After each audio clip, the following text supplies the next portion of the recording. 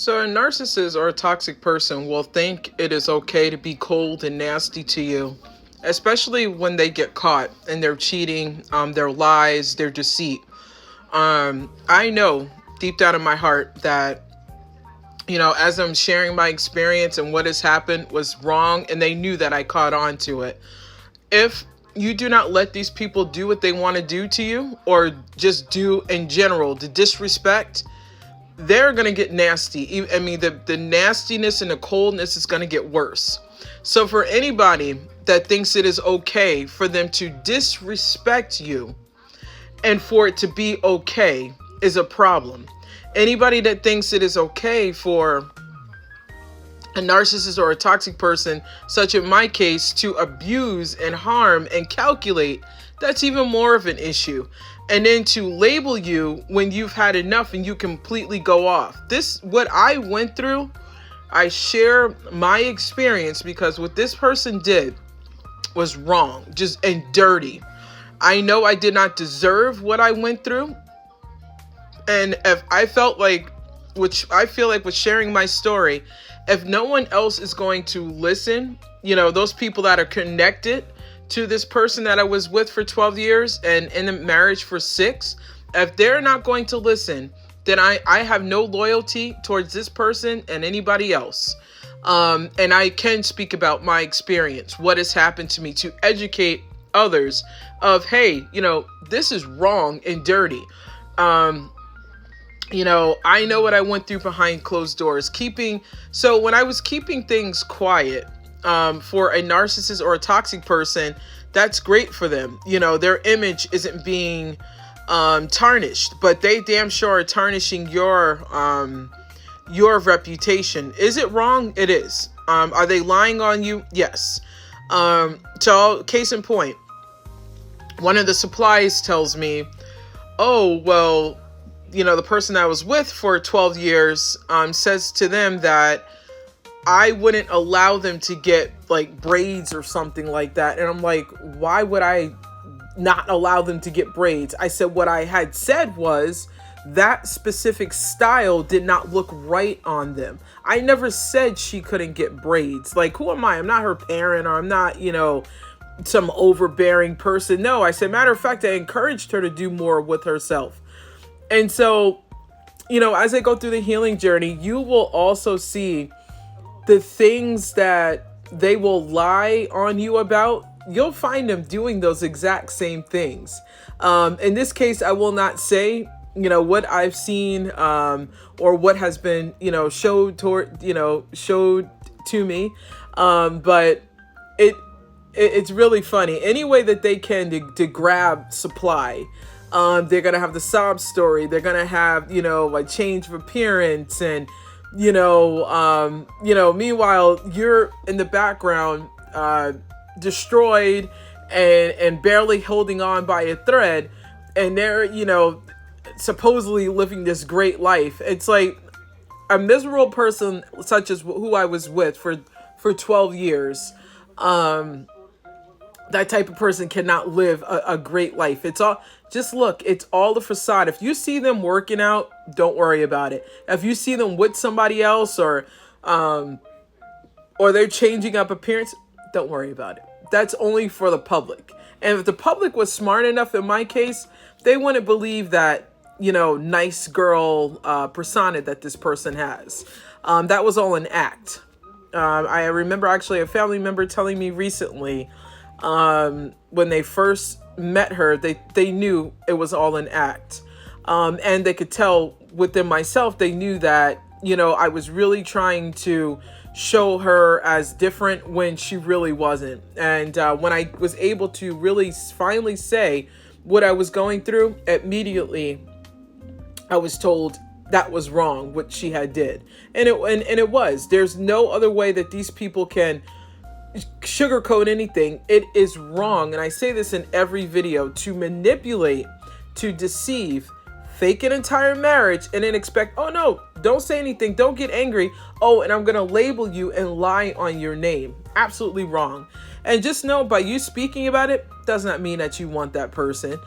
You are healing out loud, one, and two, you are speaking on your experience, which is allowed.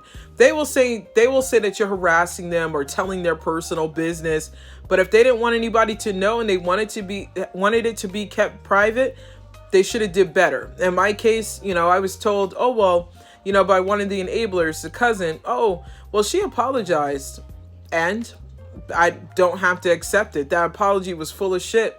And just know their apologies are full of shit to keep you quiet. Their apologies, they don't mean it. Like a couple of days after, she was so nasty to me. And it's like, I don't owe her anything. I owe her absolutely nothing. And she lives in delusion because she started calling me emotionally imbalanced. And of which I laugh now because I wasn't the one hauling off and, hitting her, slapping her, or spitting in her face, or pretending an entire marriage. So it's like, oh, I'm the one with the emotional imbalance. No, it's called anger, and justifiable anger. Because nobody has the right to abuse you in any kind of way, disrespect you, and think, that, oh, well, I'm going to treat you less than. No, these people should have known, though, that I wasn't going to just drop it and just be like, oh, this is okay. No, it is not. And, you have to really stand up for yourself. And if you don't, they will step all over you and take your, and I keep saying this, your kindness as weakness. I am so happy. A friend had told me today how resilient I was and strong to have fought this situation that I had went through, trying to give me a record, trying to really destroy me. And, I said, I'd be damned. I have to fight for myself. Even if we were still in court, I would fight for myself. Even if we were to go towards, like a trial or something, I was going to fight because, you can't just fake an entire marriage, spit in my face, attack me regularly, and expect for me to say, oh, you know what? I'm not going to come with my side. No. And at this point, I don't care what these people believe. And you have to recognize that you don't care what they believe. Once you start talking to that family or friends or whatever, who cares what they say about you? Because everything is a lie anyway. Everything is a lie. And if you react it, that's where they're going to start with their story. Oh, well, see, this is why we call her crazy. Or in my case, I was told, she didn't come back. See, this is where the arrogance comes in, the lack of humility. She didn't come back because, she was the trophy wife. I'm being sarcastic.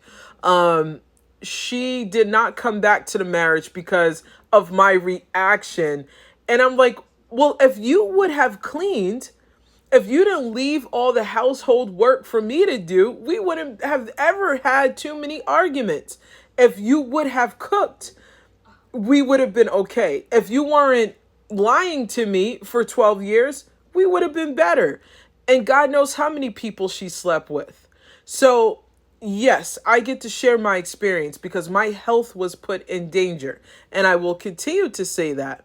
When your health is put in danger, somebody exhibits detrimental and destructive patterns towards you, they don't just get to start at your reaction. No, you start from the beginning, the lies from the beginning, the lack of that person even caring or loving you. That needs to, no, you need to talk about that.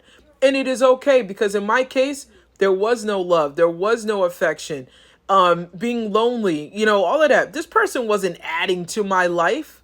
They weren't doing anything. So when you recognize that, take some self-worth and dignity, real dignity, because I had read where she had had said that she had to take her dignity and pride. I'm like, what dignity?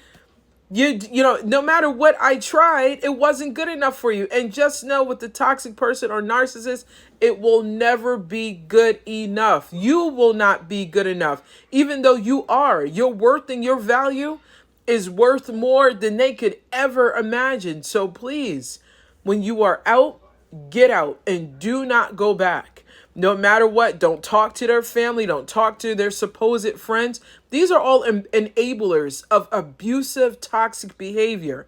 And if they do know what that person has done to you, it's wrong. And if they told any lies about you, let it be. Because in the end, people will see. You know, you weren't crazy. You were just